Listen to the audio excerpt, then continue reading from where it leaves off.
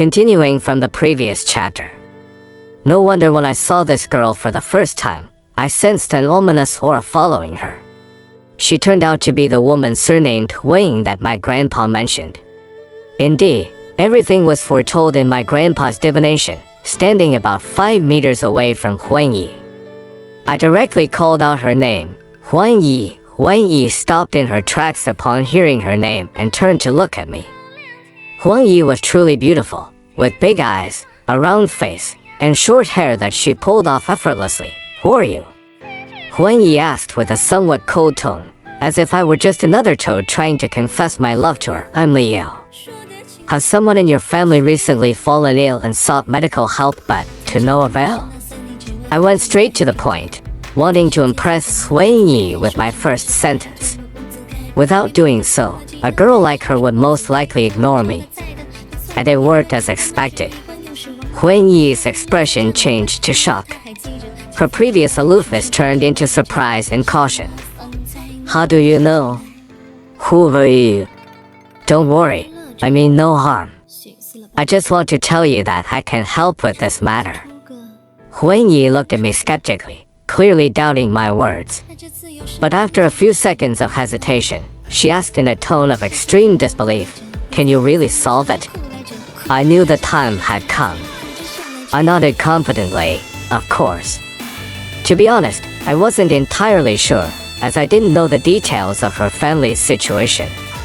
Her disheveled eyebrows and a pimple on her right eye indicated unfavorable home luck, suggesting a family member might be ill. After examining everything, I could make a conclusion. Before Huang Yi agreed to take me to see her family, we were interrupted by the voice of Yi Tingting behind us. "Liao, here's your skewer." She handed me the skewer, and I said, "Thank you. Can you give me your number? After I'm done with this matter, I'll treat you to dinner."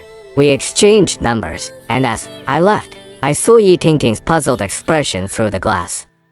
Still holding the true Baiyuan she wanted to lend me, the one who was ill in Huang Yi's family was her father, Huang Sihai. About a month ago, during a medical checkup, he was diagnosed with early-stage lung cancer. He was prescribed medication and received appropriate treatment. But a week later, the result was astonishing.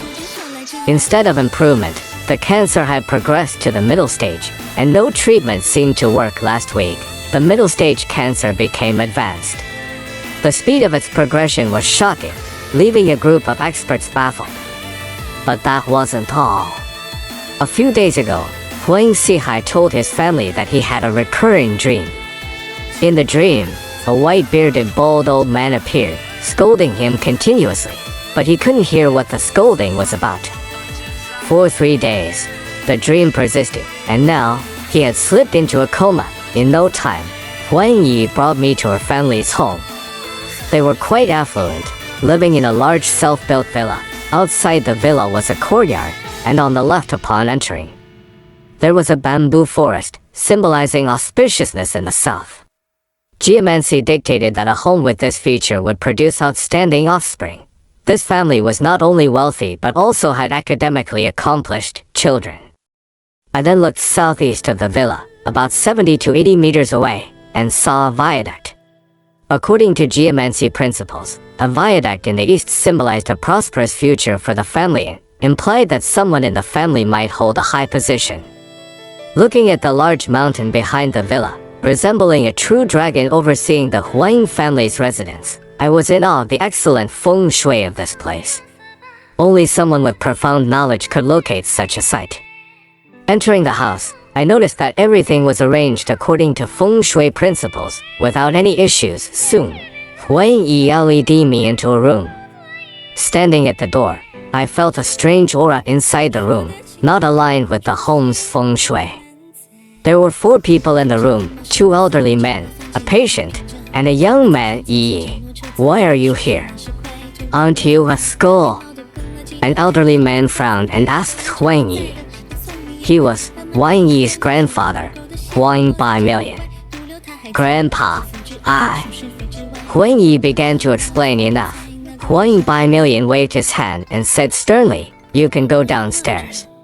Zhao Shenyi is giving your dad acupuncture. As Shenyi was about to explain, I took the opportunity to speak up. Acupuncture won't work for his condition. As soon as I finished speaking, Huang Baimillion and Zhao Shenyi, who was administering the acupuncture, both turned their attention to me. Zhao Shenyi looked at me with sharp eyes, full of mockery. It seemed like he wanted to trample me underfoot. Huang Yi also looked at me incredulously, seemingly questioning if she had been deceived. The young man wanted to scold me, but Zhao Shenyi interrupted. Kid, you said my acupuncture won't work for Mr. Huang. So, you're an expert in fortune-telling and geomancy. According to you, is Mr. Wang's illness related to feng shui? Zhao Shenyi's words were filled with sarcasm. From his perspective, I had appeared to challenge his expertise, and in his eyes, no one could cure the disease that his master couldn't.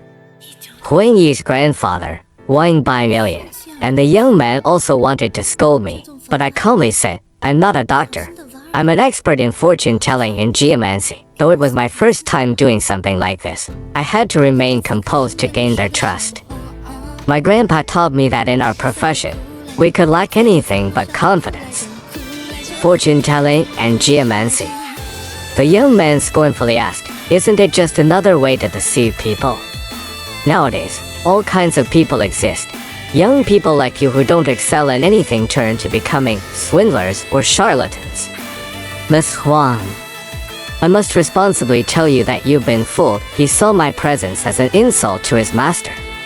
In his view, if his master couldn't cure the disease, no one in the world could. Huang Yi also looked at me disbelievingly, seemingly wondering if she had indeed been deceived. The young man was about to reprimand me, but Zhao Shenyi interrupted. Young man, you said my acupuncture won't work for Mr. Huang. And you also claim to be an expert in fortune-telling and geomancy. So, according to you, Mr. Wang's illness is related to feng shui? Zhao Shenyi's words were laced with mockery, as if he wanted to humiliate me.